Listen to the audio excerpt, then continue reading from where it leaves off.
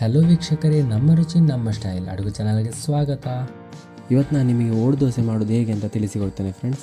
ನಮ್ಮವರಲ್ಲಿ ಇದಕ್ಕೆ ಓಡು ದೋಸೆ, ಓಡು ಪಾಲ್ಯ ಅಂತಲೇ ಹೇಳ್ತಾರೆ. ಓಕೆ, ಇದು ಹೇಗೆ ಮಾಡೋದು ಅಂತ ನೋಡೋಣ ಬನ್ನಿ. ಮೊದಲಿಗೆ ನಾವು ಹಿಟ್ಟನ್ನು ತಯಾರಿಸಿಕೊಳ್ಳುವ. ಇದಕ್ಕೆ ನಾನು 5 ಗಂಟೆ ನೆನೆಸಿಟ್ಟ ದೋಸೆ ಅಕ್ಕಿಯನ್ನು ಸೇರಿಸ್ತಿದ್ದೇನೆ.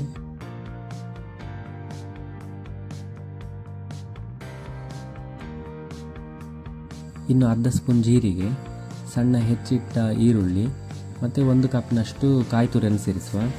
ಹಾಗೆ ರುಚಿಗೆ ತಕ್ಕಷ್ಟು ಉಪ್ಪು ಮತ್ತು ರುಬ್ಲಿಕ್ಕೆ ಬೇಕಾದಷ್ಟು ನೀರನ್ನು ಸಹ ಹಾಕಿ ರುಬ್ಬುವ. ಈರುಳ್ಳಿ, ಜೀರಿಗೆ, ಕಾಯಿ ತುರಿ ಎಲ್ಲ ಆಪ್ಷನಲ್, ಬೇಕಾದರೆ ಮಾತ್ರ ಸೇರಿಸ್ಕೊಳ್ಬೋದು. ಬಟ್ ಹಾಕಿದರೆ ಒಂದು ರುಚಿ ಮತ್ತು ಪರಿಮಳ ಒಳ್ಳೆಯದು ಬರ್ತದೆ.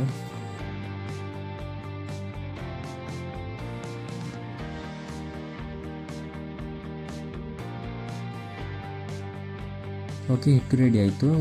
ಇದು ಫುಲ್ ನೈಸಾಗಿ ರುಬ್ಬಿಕೊಳ್ಬೇಕು. ನಾವು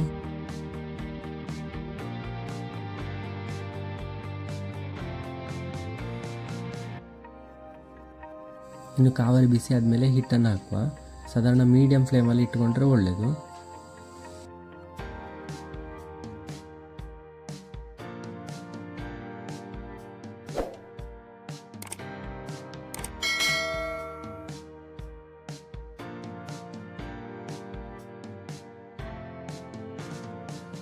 ಹಿಟ್ಟು ಹಾಕಿದ ತಕ್ಷಣ ಮುಚ್ಚಲಿಕ್ಕೆ ಹೋಗಬೇಡಿ. ಸ್ವಲ್ಪ ಬಬಲ್ಸ್ ಎಲ್ಲ ಬಿದ್ದ ಮೇಲೆ ಮತ್ತೆ ಮುಚ್ಚುವ.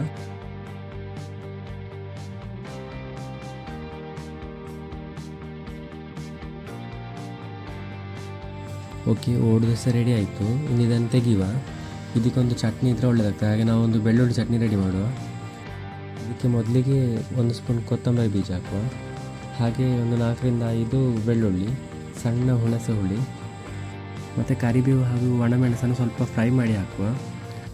ಮತ್ತು ಸ್ವಲ್ಪ ಕಾಯಿ ತುರಿ, ರುಚಿಗೆ ತಕ್ಕಷ್ಟು ಉಪ್ಪು, ಹಾಗೆ ರುಬ್ಲಿಕ್ಕೆ ಬೇಕಾದಷ್ಟು ನೀರನ್ನು ಹಾಕಿ ರುಬ್ಬುವ.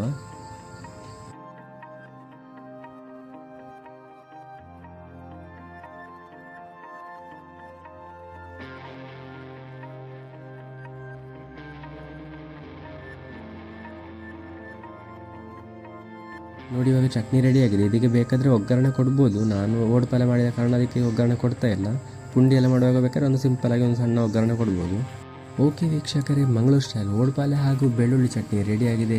ಈ ವಿಡಿಯೋ ನಿಮಗೆ ಇಷ್ಟ ಆದರೆ ಲೈಕ್ ಮಾಡಿ, ಶೇರ್ ಮಾಡಿ, ಹಾಗೆ ಸಬ್ಸ್ಕ್ರೈಬ್ ಮಾಡಿ. ನೆಕ್ಸ್ಟ್ ವಿಡಿಯೋದಲ್ಲಿ ಸಿಗ್ತೇನೆ ಫ್ರೆಂಡ್ಸ್. ಬಾಯ್ ಬಾಯ್.